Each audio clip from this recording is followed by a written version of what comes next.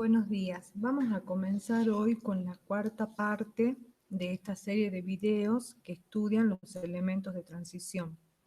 En esta oportunidad vamos a estudiar las aleaciones, los compuestos intersticiales y en particular el elemento hierro. Una aleación de sustitución es una mezcla de dos o más metales, o en algunos casos no metales, con propiedades que mejoran. ¿Qué quiere decir esto? Que la aleación se realiza para obtener mejores propiedades, como por ejemplo la maleabilidad, la ductilidad o la resistencia a la corrosión. Las aleaciones se fabrican combinando los elementos en estados fundidos seguidos de un enfriamiento.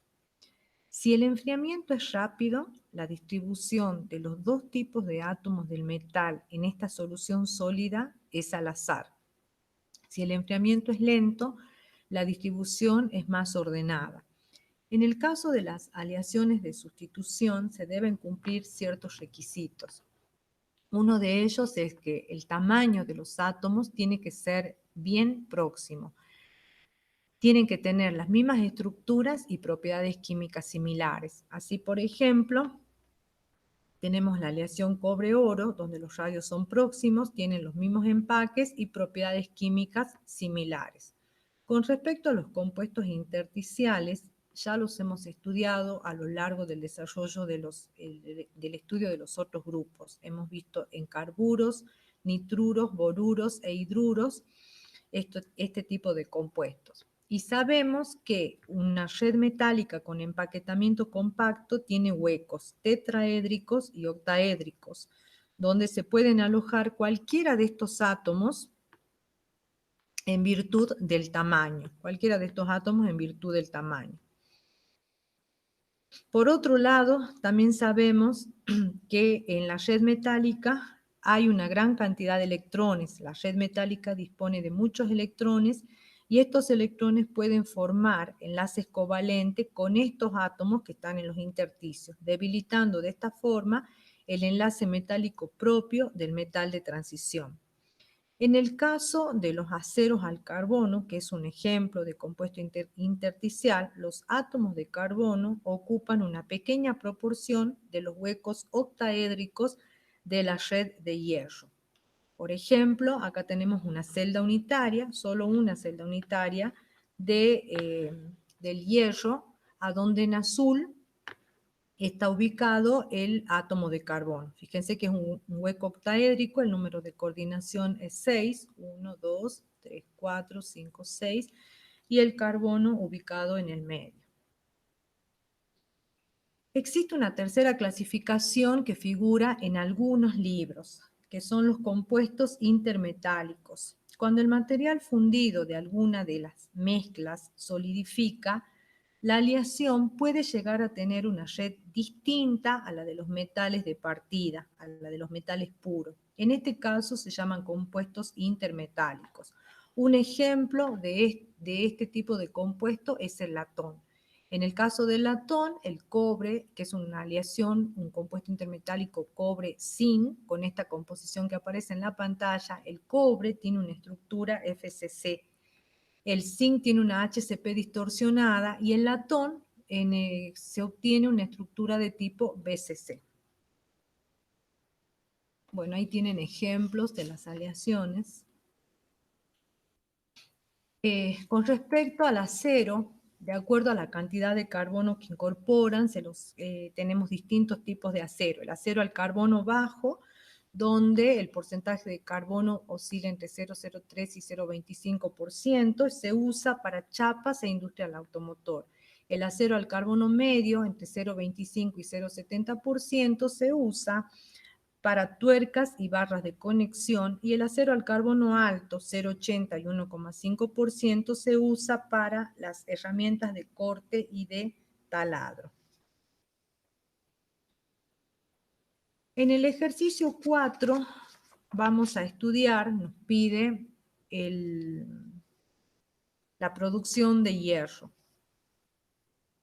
Lo tenemos en la guía de trabajos prácticos. Las fuentes más comunes de hierro son los óxidos de hierro 3 y el óxido de hierro 2 y 3. que se conocen comúnmente como hematita y magnetita respectivamente. La extracción del hierro se realiza en un alto horno, que es el que figura en la pantalla en colores. El horno en sí mismo está construido de acero y tiene un forro de material resistente al calor y a la corrosión.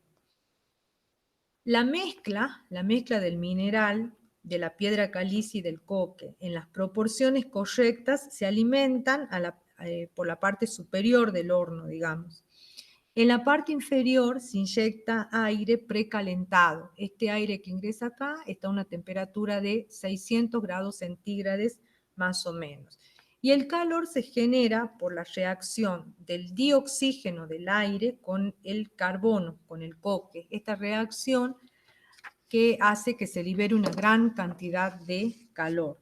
Es el monóxido de carbono caliente, que inicialmente está alrededor de 2000 grados, el que actúa como agente reductor de la mena de hierro. Entonces, mientras los gases calientes suben por el horno, los sólidos van descendiendo. En la parte alta del horno, donde la temperatura es menor, entre 200 y 700 grados centígrados, la temperatura es suficiente para reducir al óxido de hierro 3 a óxido de hierro 2 y 3. En la parte más baja del horno, donde ya la temperatura ha aumentado algo, este óxido de hierro 2 y 3 se sigue reduciendo a óxido de hierro 2, que es el feo este que aparece acá. La temperatura es lo suficientemente alta para producir la descomposición del carbonato de calcio, obteniendo óxido de calcio y dióxido de carbono. A medida que la mezcla desciende hacia las regiones más calientes, entre los 850 y los 1200 grados, el óxido de hierro 2 se reduce a hierro metálico y el dióxido de carbono que se ha formado se vuelve a reducir a monóxido de carbono por acción del coque. De esta manera vamos descendiendo. En la parte más baja, donde las temperaturas son más altas todavía, entre 1200 y 1500 grados, el hierro ya se funde. Y en este caso, el óxido de calcio reacciona con las impurezas de óxido de silicio para formar el silicato de calcio, comúnmente conocido como escoria. El horno cuenta con dos agujeros por donde va a salir la escoria, que es el que se encuentra en un nivel superior, y por debajo se hace la extracción de hierro. Estos dos agujeros normalmente están taponados de arcilla. La escoria, al estar ubicada encima del hierro, lo protege al hierro del contacto con el aire y de esta manera evita la oxidación que podría tener el hierro con el oxígeno del aire. Bien, el hierro que se produce contiene una alta gama de impurezas, que pueden ser silicio, azufre, fósforo, carbono y oxígeno. Para poder eliminar estas impurezas, se pasa el hierro a otro proceso que es el uso de un convertidor. A diferencia del alto horno, este proceso no es un proceso continuo. El convertidor también se llena con hierro fundido a temperaturas alrededor de 1200 grados. Se usa oxígeno, un chorro de oxígeno que está diluido con dióxido de carbono y este es el que se hace pasar por el convertidor. En realidad, digamos, se usa oxígeno en lugar de aire porque el aire tendría además nitrógeno y el nitrógeno del aire reacciona con el hierro para dar nitruros, que son compuestos quebradizos e indeseables. Entonces, en el proceso básico que ocurre en el convertidor, el carbono se oxida a monóxido, que es esta reacción que ocurre acá, que arde en la parte alta del convertidor después para dar dióxido de carbono. El silicio, que es una de las impurezas, se oxida a dióxido de silicio, que después va a reaccionar con los otros óxidos para dar escoria. La escoria se decanta y una vez que se sacó toda la escoria, se añaden cualquier elemento requerido al hierro fundido a fin de poder mejorar las propiedades del hierro. Las propiedades del hierro se pueden mejorar a fin de satisfacer las necesidades a través de la adición de elementos en proporciones controladas. De esta manera se obtienen aceros inoxidables, aceros al tungsteno, acero al manganeso, de acuerdo a la proporción que se agregue y al uso que se requiera para ese acero en particular. Vamos a ver ahora el ejercicio 5, que trata de un proceso siderúrgico. En este proceso siderúrgico se alimenta con un mineral de hierro y nos dan esa composición. También nos dice que alimentamos con carbón de coque para producir la reacción, obteniendo fundición y escoria.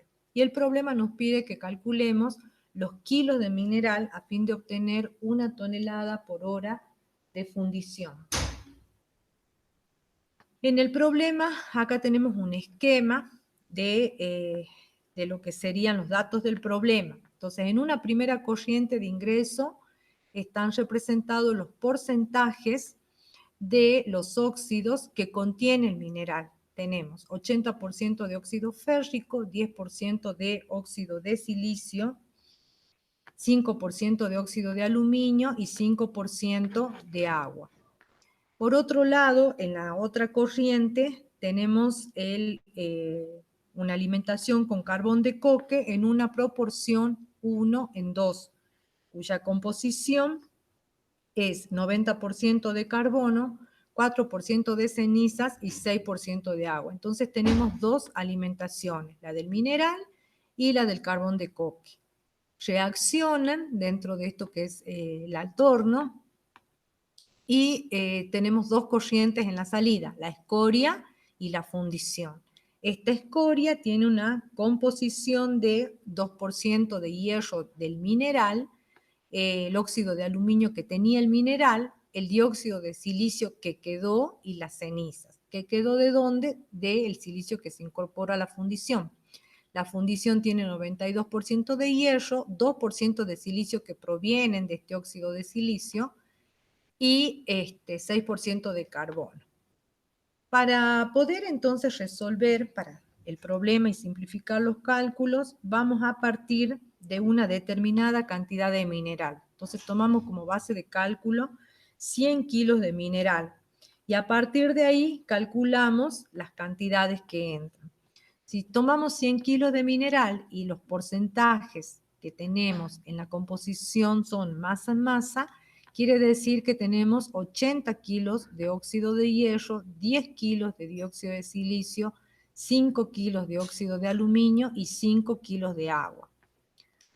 El problema nos dice también que se alimenta con carbón de coque en una proporción 1:2. La segunda corriente de ingreso nos indica que la proporción es 1:2. Si ingresan 100 kilos de mineral para mantener la estequiometría que el problema pide, significa que están entrando 50 kilos de carbón de coque. Bien, todos los porcentajes están dados en peso. Vamos a centrarnos ahora en el análisis nada más que del hierro. Por esta vez, en esta primera etapa, vamos a estudiar qué es lo que pasa con el hierro. El hierro que ingresa en el mineral se encuentra como óxido férrico. La masa molar del óxido férrico es 160. Quiere decir entonces que en 160 kilos de óxido férrico, que es un mol, en un mol de óxido férrico tenemos 2 moles de hierro, que en masa corresponden a 112 kilos de hierro. Para los 80 kilos de óxido férrico que tiene el mineral que ingresa al alto horno, quiere decir que está incorporando 56 kilos de hierro. De estos 56 kilos de hierro, el 2% se va como escoria, que es lo que está acá, 2% del hierro mineral. Y el resto va a ir a la fundición que aparece acá, el 92%. Entonces, como en la fundición, que es la salida, tenemos un 92% de hierro, esto significa que hay 92 kilos de hierro por cada 100 kilos de fundición. En 1000 kilos de fundición, que corresponde a 1 tonelada, deberíamos tener 900 kilos de hierro. Entonces ahora tenemos que, en base a la cantidad de hierro que tenemos en los 1000 kilos de fundición, tenemos que encontrar la cantidad de mineral que tenemos que ingresar para asegurarnos de llegar a los 920 kilos de hierro. Es así entonces que, sabiendo que los 54 kilos de hierro provienen de 100 kilos de mineral, los 100 kilos de mineral aportan 54 kilos de hierro, para los 920 kilos de hierro que yo quiero en los 1000 kilos de fundición, tenemos que poner 1704 kilogramos de mineral. Con esta base, con este razonamiento, ustedes pueden ir haciendo lo mismo en cada uno de los compuestos, teniendo en cuenta todas las corrientes de ingreso y de egreso por elemento. Con respecto al silicio,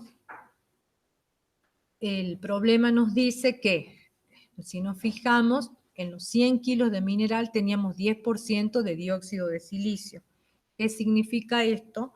Que en 100 kilos de mineral tenemos 10 kilogramos de dióxido de silicio. En los 1704 que ya hemos calculado, tenemos 170 kilogramos de dióxido de silicio. En la fundición, que es lo que nos pedía acá, teníamos como silicio el 2%. Entonces, quiere decir que en los 60 kilos de dióxido de silicio, que es la masa de dióxido de silicio, en un mol de dióxido de silicio tenemos 60 kilogramos de dióxido de silicio. En esos 60 kilogramos de dióxido de silicio hay 28 kilogramos de silicio. En los 20 kilos, que es el 2% de silicio en la fundición, vamos a tener 42,9 kilogramos de dióxido de silicio en la fundición. Entonces, ¿cuánto nos queda? Los 170 de dióxido de silicio que ingresaron con el mineral, menos lo que tenemos en la fundición, es lo que nos va a quedar en la escoria, porque nos decía el resto. Bien, el problema es bastante largo, así que yo solamente he tomado hierro y silicio como para presentarlo. Vamos a estudiar ahora una última propiedad, no una última, sino otra propiedad del hierro, que es la herrumbre. El hierro sufre corrosión porque el agua y el oxígeno del aire lo transforman en herrumbre. En un principio, en una primera etapa, el hierro se oxida a hierro más 2 y pierde los 2 electrones. El agua toma 2 electrones y se reduce dando hidrógeno y oxidrilos. La reacción que ocurre es que el hierro reacciona con los oxidrilos para dar este hidróxido que en presencia de oxígeno nos da este compuesto que es la herrumbre. Este compuesto hidratado es la herrumbre. Para evitar la corrosión del hierro se puede hacer, generada, digamos, por los agentes ambientales, se puede evitar de distintas formas. Una de ellas es pintarlos. Otra es agregarles pinturas amoniacales, donde la reacción de alguna forma se revierte y protegemos de esta reacción que es no deseada. En el caso del agua de mar, la corrosión es mayor todavía, porque los iones hierro más 2 son arrastrados y quedan libres a la superficie. Entonces el hierro se sigue corroyendo. También para protegerlo se usa lo que llamamos protección catódica. La protección catódica consiste en transformar el hierro en un cátodo y para ello lo que se hace es poner otro metal que actúa como ánodo, lo que se conoce como ánodo de sacrificio. Es él el que se va a oxidar y que va a proteger al hierro.